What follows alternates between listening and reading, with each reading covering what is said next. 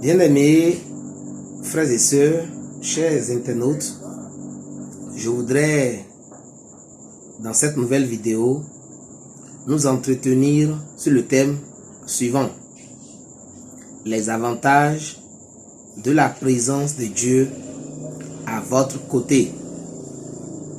Les avantages de la présence de Dieu à votre côté. Nous allons prendre pour référence biblique Ésaïe, le chapitre 45. Ésaïe 45, nous allons lire du verset 1 au verset 5. Je vous sers la version Louis II. Ainsi parle l'Éternel à son oint, à Cyrus, qu'il tient par la main, pour terrasser les nations devant lui, et pour relâcher la ceinture des rois, pour lui ouvrir les portes, afin qu'elles ne soient plus fermées. Je marcherai devant toi, j'aplanirai les chemins montueux, je romprai les portes d'airain, et je briserai les verrous de fer. Je te donnerai des trésors cachés, des richesses enfouies, afin que tu saches que je suis l'Éternel qui t'appelle plutôt par ton nom, le Dieu d'Israël, pour l'amour de mon serviteur Jacob et d'Israël mon élu. Je t'ai appelé par ton nom. Je t'ai parlé avec bienveillance avant que tu me connusses. Je suis l'Éternel et il n'y a point d'autre. Hors de moi, il n'y a point de Dieu. Prions le Seigneur. Père, nous voulons te remercier pour cette parole, pour ces lignes de ta parole que nous venons de lire. Nous prions que le Saint-Esprit nous permette de comprendre ce passage et de partager avec nos frères et que nous en soyons bénis. Au nom de Jésus-Christ, ton Fils, nous avons prié. Frères et sœurs, le passage que nous venons de lire est tiré du livre d'Ésaïe, le prophète. Et dans ce passage, il est dit: ainsi parle l'Éternel à son oint, à Cyrus, qu'il tient par la main. Bien-aimés, nous avons des défis devant nous. Chaque jour, nous avons des challenges. Nous avons des problèmes professionnels, des problèmes de famille. Nous sommes confrontés à des défis de divers ordres. Et nous voulons tous réussir. Le problème est comment réussir. Est-ce qu'il suffit seulement d'être chrétien pour réussir? C'est-à-dire, j'ai cru en Christ Jésus. Jésus habite en moi par son esprit. Je travaille puisque Dieu bénit celui qui travaille. Il ne bénit pas les paresseux, ou du moins, il ne fait pas tomber l'argent du ciel pour que quelqu'un ramasse pour améliorer son existence. Dieu bénit l'œuvre de nos mains. Mais si Dieu bénit l'œuvre des mains, beaucoup de chrétiens travaillent. Pourquoi sont-ils encore dans la misère? Pourquoi n'arrivent-ils pas à s'en sortir? Pourquoi la plupart de nos églises sont remplies d'hommes et de femmes financièrement instables, ayant toutes les difficultés presque de la terre? J'ai réfléchi à la question et j'ai lu dans la parole de Dieu que lorsque Dieu est avec quelqu'un, que lorsque Dieu est au devant de l'entreprise de quelqu'un, la personne n'échoue pas. Dieu change son échec en succès, son désert en oasis. Et c'est pour ça que je voudrais partager avec nous quelques avantages. Les avantages de la présence de Dieu à votre côté. Bien-aimé, dans ce passage, le Seigneur a dit à Cyrus, qui était un roi, il dit, je te tiens par la main pour terrasser les nations devant toi et pour relâcher la ceinture des rois, pour ouvrir les portes qui sont fermées. Et j'aime beaucoup le chapitre 2, verset 2. Il dit, je marcherai devant toi, j'aplanirai les chemins montueux et je briserai les verrous de fer. Je te donnerai les trésors cachés et les richesses enfouies. Le problème de beaucoup de chrétiens, c'est que nous mettons Dieu derrière nous. Nous travaillons beaucoup. Nous prions parfois beaucoup.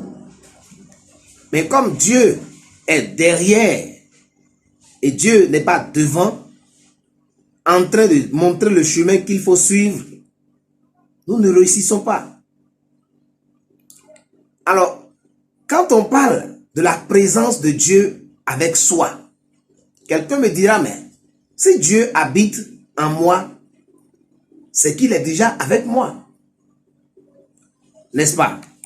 Mais moi je dirais, il y a une petite différence entre Dieu habite en moi et Dieu est avec moi. C'est quoi Dieu est en moi? Dieu est en moi simplement quand j'ai cru et accepté Jésus-Christ comme mon Seigneur et mon Sauveur. Le Saint-Esprit vient habiter en moi et me donne l'identité du ciel. Il fait de moi un enfant de Dieu. Mais Dieu avec moi, c'est que dans tout ce que je fais, Dieu a son mot à dire. C'est-à-dire que Dieu devient en quelque sorte mon collaborateur. Quelqu'un avec qui j'échange. Lorsque Dieu devient ton collaborateur, lorsque Dieu devient ton coéquipier, lorsque Dieu devient ton coach, lorsque Dieu devient ton manager, alors il a toujours son mot à dire dans tous tes choix. Et lorsque quelqu'un veut réussir, si tu as Dieu en toi, c'est le premier pas. Et quand Dieu est en toi et que tu veux réussir selon Dieu, Dieu doit être avec toi. Il dit ici, je te tiens par la main pour aplanir les chemins montueux.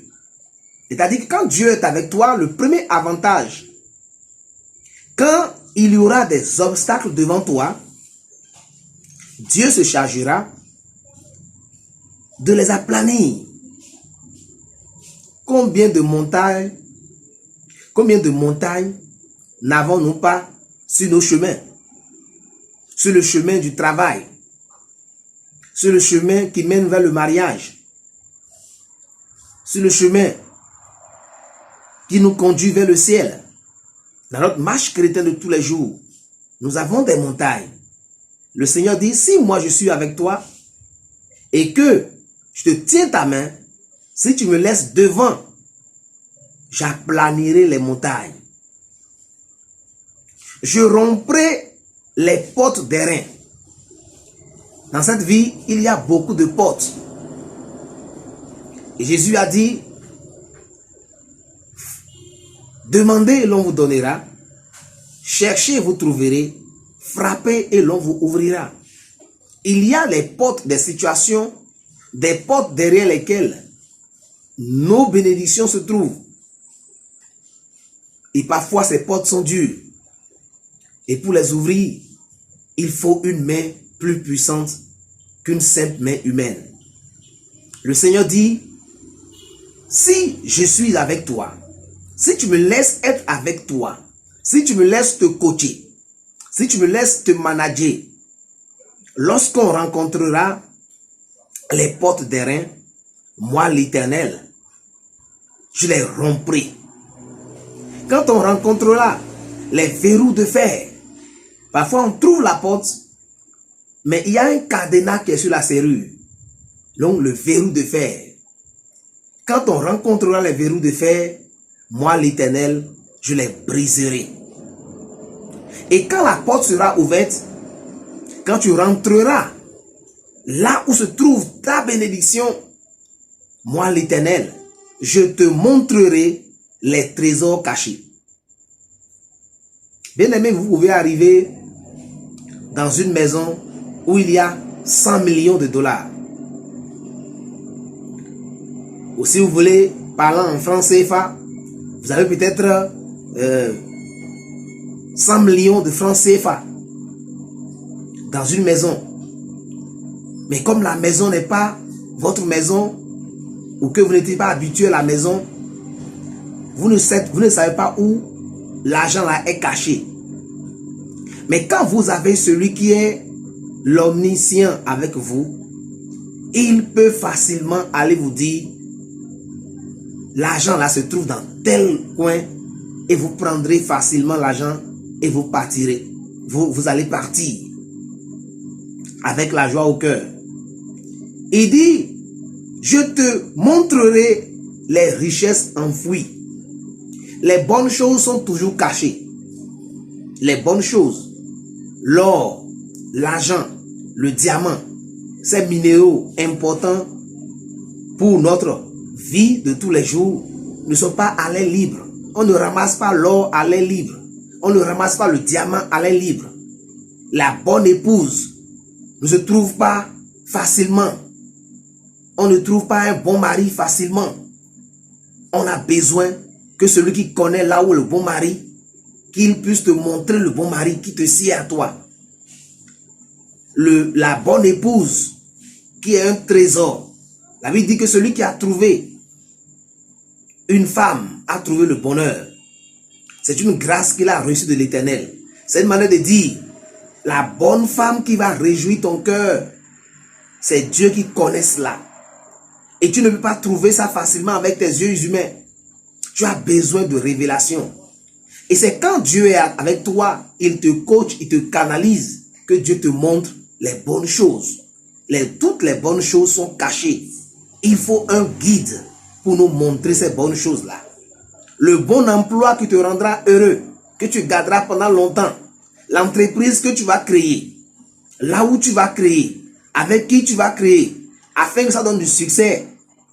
C'est l'Éternel qui connaît cela, parce qu'il maîtrise les temps et les circonstances. Des gens avaient des entreprises avant 2019, avant 2020. Ils ont fait des projections sur le premier trimestre de 2020. Ils ont acheté des choses. Aujourd'hui, tout est en train de se détruire à cause du coronavirus. Mais ceux qui ont eu pour guide, pour coach l'Éternel, ils ont entendu la voix de Dieu les orienter et ils ont évité ces malheurs-là. Bien-aimés, il y a de l'avantage à avoir Dieu à côté de soi. Il te guide. Il te montre les trésors cachés, les richesses enfouies. Il ouvre pour toi les portes fermées. Il casse. Il aplanit les montagnes qui se mettent devant soi. Je voudrais t'inviter à laisser l'Éternel être ton coach. T'inviter à laisser l'Éternel être avec toi. Parce que si l'Éternel est avec toi, comme il est plus âgé que toi, comme il est plus fort que toi, comme il est plus grand que toi, s'il est dans la voiture de ta vie et que tu ne le laisses pas au côté passager et que tu le laisses au côté chauffeur pour qu'il conduise la voiture de ta vie, ta voiture arrivera à une bonne destination. Je vais finir cette exhortation en nous rappelant le cas de Joseph. Joseph a été envoyé, vendu en Égypte. La Bible nous apprend dans Genèse 39 que parce que l'Éternel était avec Joseph, tout ce que Joseph faisait lui réussissait. Nous pouvons lire rapidement cela. Genèse 39. Genèse 39, à partir du verset 2. Bon, lisons verset 1 si vous voulez. On fit descendre Joseph en Égypte, et Potiphar, officier de Pharaon, chef de garde égyptien, l'acheta des Ismaélites qui l'y avait fait descendre. L'Éternel fut avec lui et la prospérité l'accompagna. L'Éternel fut avec lui et la prospérité l'accompagna. Quand Dieu est avec toi, la prospérité t'accompagne. Vous ne pouvez pas avoir Dieu avec vous, dans la même voiture que vous, dans la même entreprise que vous, dans le même foyer que vous, et être dans l'échec, et être un échec, et être une honte. Beaucoup de chrétiens sont dans l'échec. Leurs entreprises sont un échec. Leur foyer est un échec, un désastre. Leur vie de prière est un désastre. Leur vie, en général, est un chaos. Mais quel paradoxe! Nous devons apprendre à dire à Dieu, Seigneur, sois avec moi. Prends le volant de ma vie. Guide-moi. La Bible dit que parce que Dieu était avec Joseph, Joseph prospérait à tous égards. Il habitait dans la maison de son maître, l'Égyptien. Son maître vit que l'Éternel était avec lui. Même son patron qui était un païen, un Égyptien, il ne connaissait pas l'Éternel, il n'était pas né de nouveau. Il n'était pas chrétien. Il n'était pas israélite. C'est les pharaons qu'ils adoraient. Mais à cause de Dieu, qui était tellement évident à côté de Joseph par la vie qu'il menait, par son humilité, par son sérieux, par son succès, son patron a su que celui-là, il avait un esprit spécial. Et Joseph réussissait. Il a trouvé grâce aux yeux de son maître qu'il employa à son service et l'établit sur sa maison. Et il lui confia tout ce qu'il possédait. Dès que Potiphar lui établit sur sa maison et sur tout ce qu'il possédait, l'Éternel bénit la maison de l'Égyptien à cause de Joseph, et la bénédiction de l'Éternel fut sur tout ce qui lui appartenait, soit à la maison, soit au champ. Il abandonna aux mains de Joseph tout ce qui lui appartenait, et il n'y avait avec lui d'autre soin que celui de prendre sa nourriture. Amen. Bien-aimé, est-ce que Dieu est avec toi? Est-ce que tu laisses Dieu être avec toi? Est-ce que quand tu te lèves le matin, quand tu pries là, tu dis Seigneur, que ton règne vienne dans ma vie. Prends le contrôle de ma journée. Prends le contrôle de mon travail que je vais faire en tant qu'employé. Prends le contrôle de la vie de mes enfants. Prends le contrôle de la vie de mon épouse. Prends le contrôle de ma propre vie. Prends le contrôle de mon entreprise. Je ne sais pas ce que tu as comme défi actuellement. Mais je voudrais vous dire simplement que nous devons chercher l'Éternel. Nous devons inviter Dieu à être à notre côté. Dieu est un gentleman. Si vous ne l'invitez pas à être avec vous, son esprit habite en vous, c'est une marque. Mais lui-même avec vous, c'est vous qui allez l'inviter. Il y a une différence, je répète, entre Dieu qui est en toi et Dieu est avec toi. Dieu est avec toi dépend de toi. Dieu en toi, c'est l'œuvre que Dieu même volontairement a faite en te convainquant de péché, et tu as accepté Jésus et l'Esprit de Dieu est venu habiter en toi, faisant de toi un enfant de Dieu. Mais Dieu avec toi dépend de toi. Tu dois avoir, nous devons avoir la conscience de sa présence. Nous devons savoir que sans lui, nous ne pouvons rien. Dans l'évangile de Jean, Jésus a dit, je suis le sceptre et vous êtes les sarments. Sans moi là, vous ne pouvez rien faire. Bien aimé, nous sommes dans un monde difficile, où les gens sont dans les sectes, où les gens font leur gris-gris. Les gens se lèvent le matin, ils disent des incantations avant de sortir, pour influencer les autres, pour dominer leurs collègues, pour prendre la place de leurs collègues, pour gagner de l'influence, prendre le pouvoir. Ils se confient à différentes forces. Mais toi, chrétien, quand tu te lèves là, tu comptes sur quoi pour résister à leur pouvoir? Tu comptes sur toi, quoi pour résister aux attaques des sorciers? Tu comptes sur quoi pour résister à la manipulation des gens qui font des incantations pour doubler, pour séduire? Jeune fille que tu veux trouver un bon mari là. Tu comptes sur quoi pour trouver un bon mari? Je voudrais dire ce soir que tu dois compter sur l'Éternel. Tu dois inviter l'Éternel à être avec toi dans ton projet. Proverbe 16, verset 3 nous dit, confie à l'Éternel tes œuvres et tes projets réussiront. Quand tu confies quelque chose à quelqu'un là, il devient responsable de ça. Il se sent responsable et doit rendre compte. Tu dis, Seigneur, je te confie mon foyer. Seigneur, je te confie mon voyage. Je te confie mon entreprise. Je te confie ma maison. Je te confie mes enfants. L'Éternel se sent responsable. Il reste là pour faire réussir ce projet-là. Mais quand nous comptons sur notre intelligence, quand nous comptons sur notre force, quand nous ne comptons pas sur sa guidance, sur sa présence, sur son aide, alors bonjour le dégât. Je voudrais donc ce soir t'encourager à regarder à l'Éternel, à te confier à l'Éternel.